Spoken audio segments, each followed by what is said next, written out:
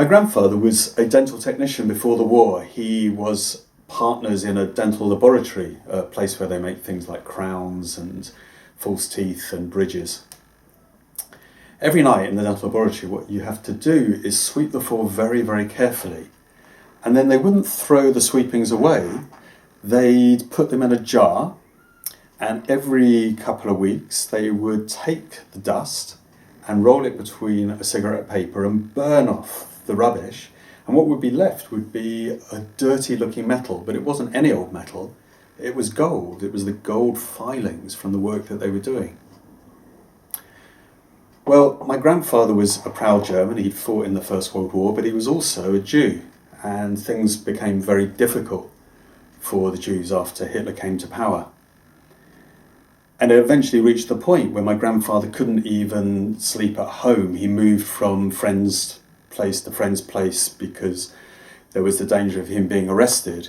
And my father, who was a child, couldn't play out on the street with the other children. So eventually they decided they should leave the country and move to England, where my grandmother had family. So my grandfather applied for a labour permit, and it took some time. And during that time, they thought about what they could take out of the country. But the law was that German Jews could only take with them their personal possessions, the clothes they had, a small amount of money, 100 Deutschmarks, and personal jewellery that had been in the family since before 1933, when Hitler came to power. So in the year 1939, the time finally came where they had the labour permit, and the family packed up the few possessions they were allowed to take with them, with the gold rings put in a sealed envelope, sealed with a Nazi swastika.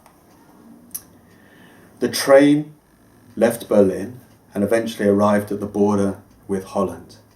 The train came to a shuddering halt, and everybody in the carriage became anxious as they were ordered off the carriage.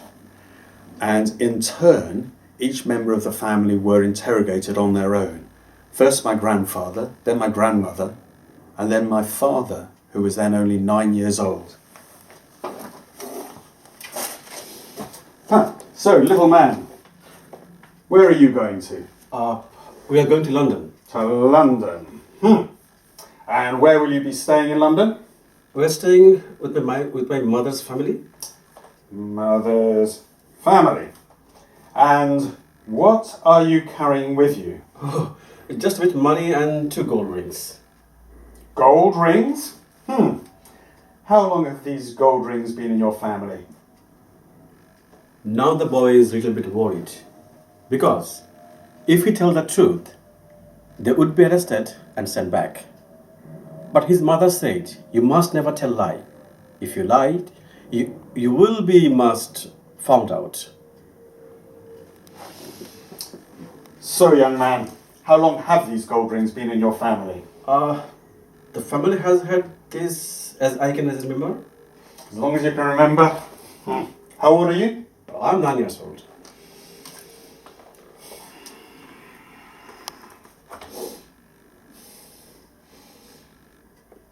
You may go. Get back on the train. Thank you.